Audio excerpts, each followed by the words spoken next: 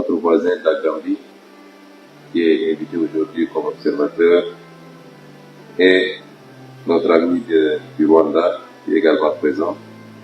Et depuis l'année dernière, je n'ai cessé de répéter qu'il faut que la SECNA continue de manière agressive, j'allais dire même s'il le faut, à intéresser tous les autres pays du continent à une adhésion massive à cet outil, symbole d'intégration africaine.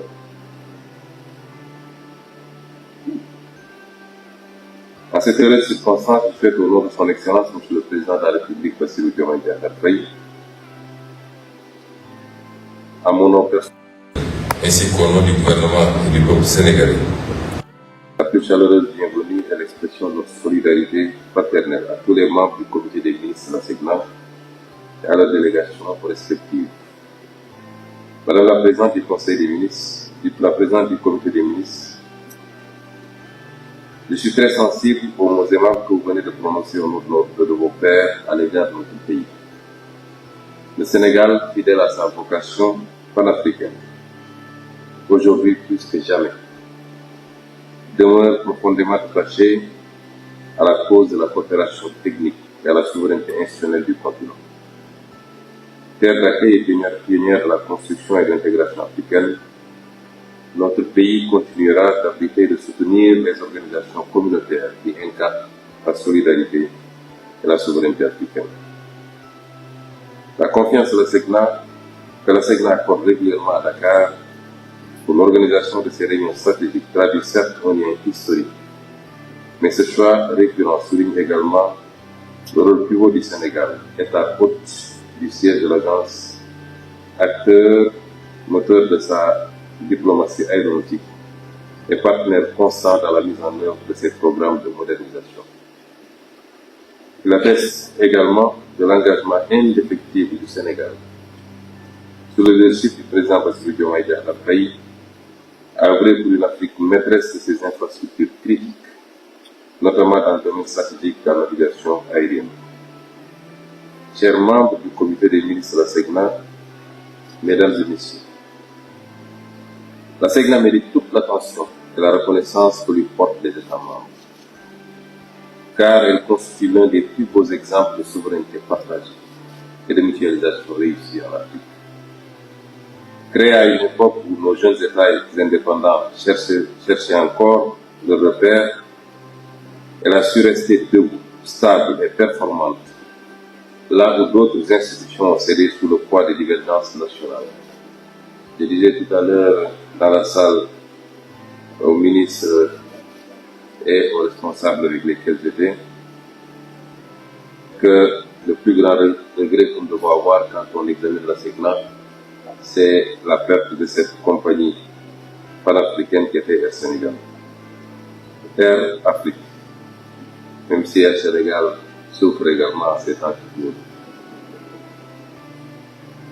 Les principes fondateurs de notre agence, que sont la solidarité, la compétence, la mutualisation et la neutralité technique, ont permis à la SECNA de transcender les aléas politiques et économiques, demeurant ainsi un instrument essentiel de la connectivité, de la sécurité et de la croissance africaine.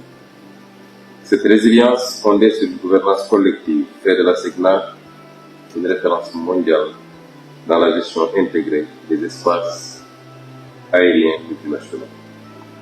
Mesdames et Messieurs les ministres, les travaux de cette session témoignent de la volonté renouvelée des États membres d'orienter la SECNA vers l'excellence et l'innovation.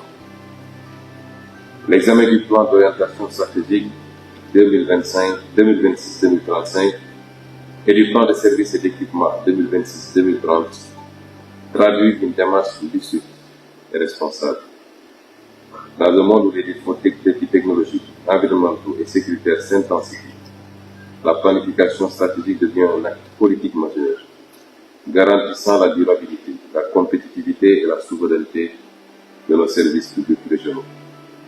À ce titre, la SECNA a largement prouvé que la coopération interafricaine n'est pas un slogan, mais une réalité opérationnelle, mesurable et performante. Les plans pluriannuels de la SECNA ne sont pas la simple addition de projets nationaux. Ils traduisent également la capacité des États africains à penser ensemble, à investir ensemble et à progresser ensemble. Grâce à la mutualisation des systèmes de communication, de surveillance et de navigation, y compris satellitaire, la SECNA démontre que la souveraineté technologique africaine est possible lorsqu'elle repose sur la coopération, sur la formation et la discipline collective. Les économies d'échelle réalisées soutiennent nos politiques publiques nationales, tout en renforçant la sécurité et la compétitivité de nos espaces aériens. L'attribution, comme rappelé tout à l'heure, dès 1972, du prix Edouard Warner de l'OACI, ainsi que la reconnaissance du statut d'observateur de la SECNA au sein de l'organisation, témoignent du prestige acquis par cette institution africaine. Les évolutions rapides des technologies aéronautiques, des services satellitaires et de l'intelligence artificielle imposent à l'Afrique d'être non seulement utilisatrice, mais aussi productrice d'innovation. La SECNA doit rester en première ligne pour garantir une navigation aérienne moderne, sûre et souveraine. Rappelons enfin aux membres du comité des ministres que vos délibérations sur la gouvernance de la SECNA sont d'une importance stratégique majeure car elles visent à consolider la transparence, la performance et la redevabilité dans un contexte où la maîtrise des coûts et la qualité des services sont des impératifs partagés.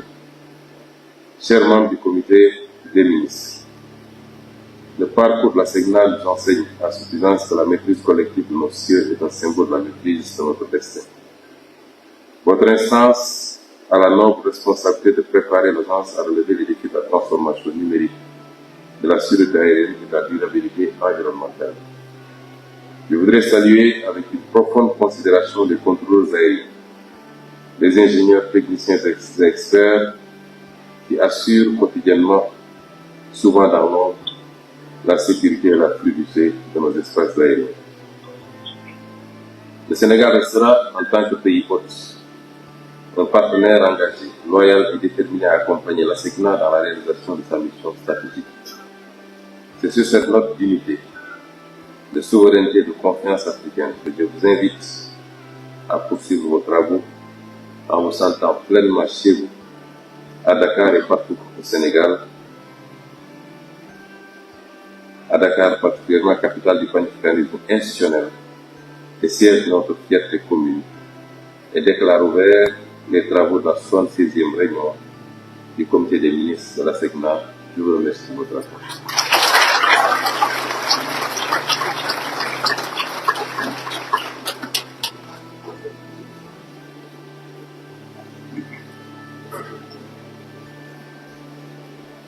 Nous vous remercions pour votre attention.